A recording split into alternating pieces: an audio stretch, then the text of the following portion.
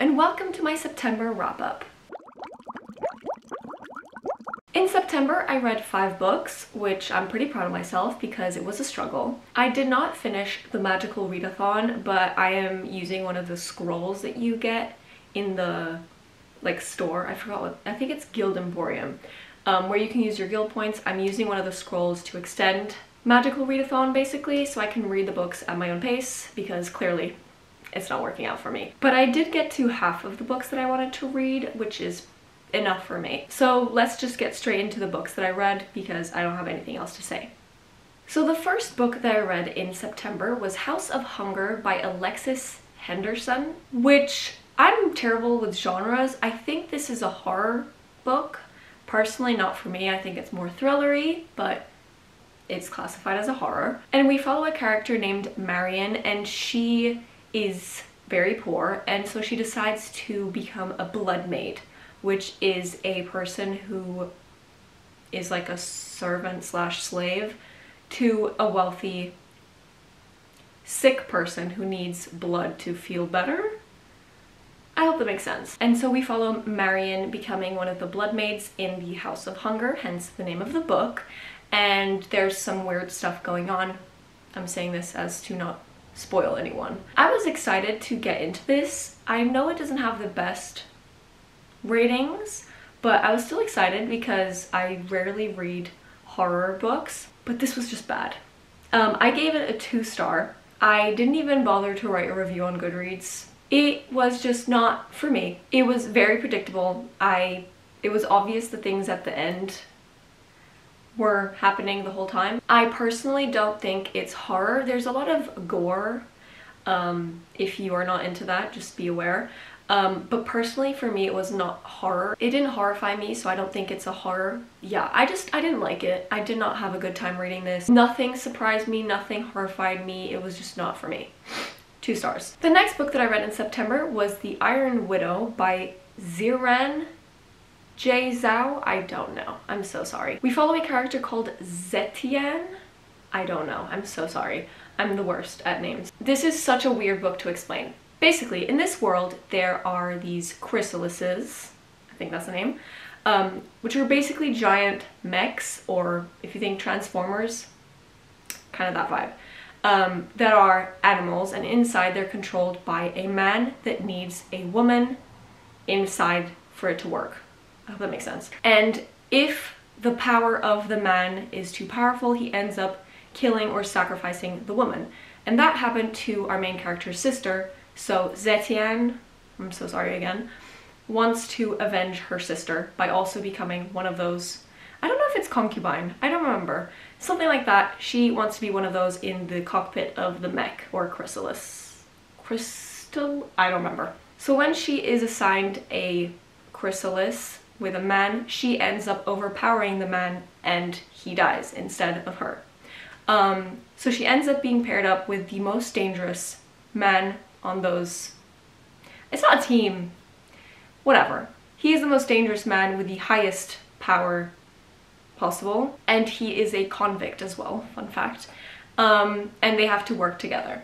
I'm gonna leave it there because I already feel like the synopsis of the book at the back of the book, the blurb, is that it? I don't know.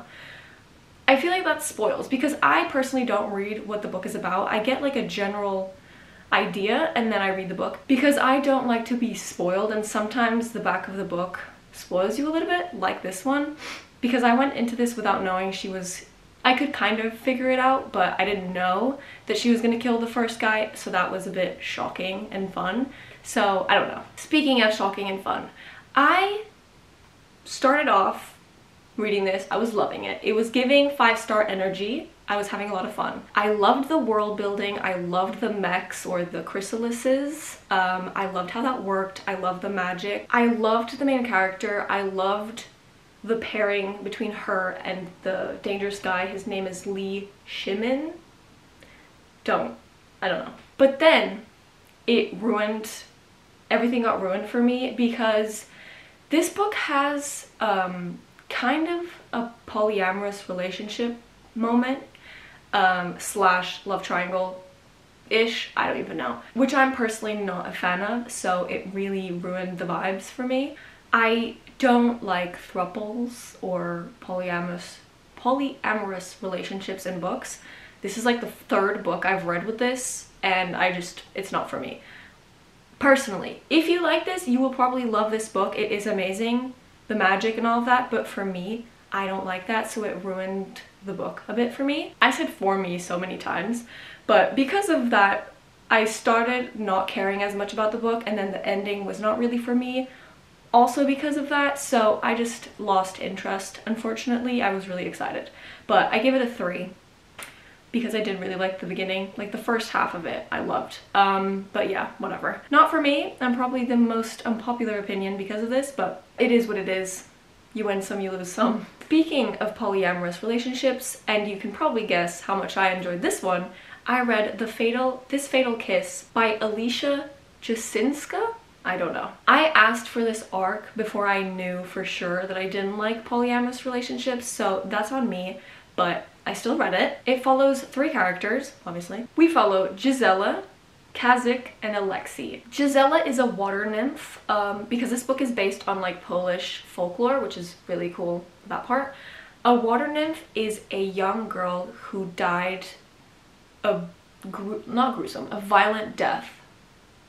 And she basically becomes a water nymph because of that. And Gisela is one of those. She finds out that if she gets to kiss a human boy, she will turn back into a human. So that's her goal. And meanwhile, we follow Kazik, who is the town...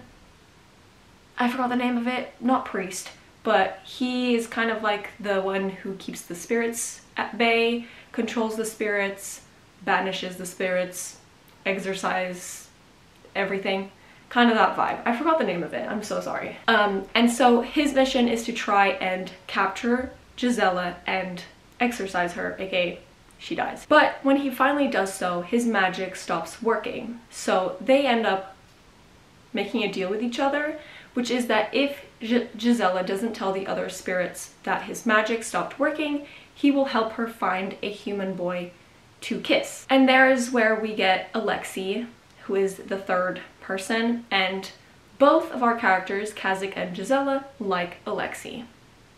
Do you see where I'm going with this? Yeah. This book was mostly good for me. I really liked the world. I loved the folklore aspect. It was very interesting. I actually wish there was more of it in the book.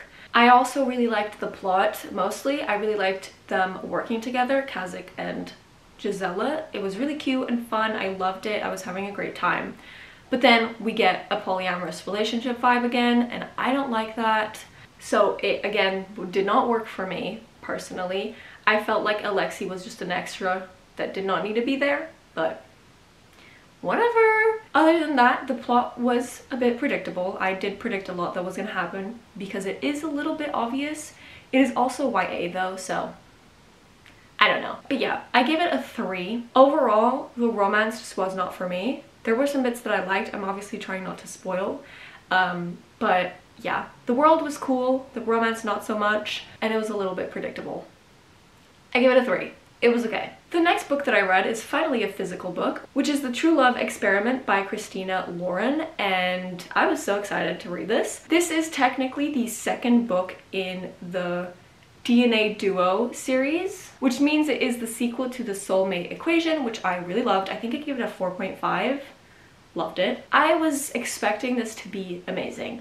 This follows 2 characters as per usual. Fizzy is a romance author. She is also the best friend of Jess from the first book, and she has been in a rut because she feels like she is not practicing what she preaches. So she writes a lot of romance novels, but she herself does not experience any love, I guess. But we also follow Connor, and he is a producer for documentaries, but his not executive, his boss forces him to make a reality TV show that needs to be a success. And so he ends up asking Fizzy to be the main person in this reality TV show, which would center around her and men trying to woo her. So basically The Bachelorette, I think. And yeah, I think that's the plot. I think That is enough. It's them working together to make the perfect reality TV show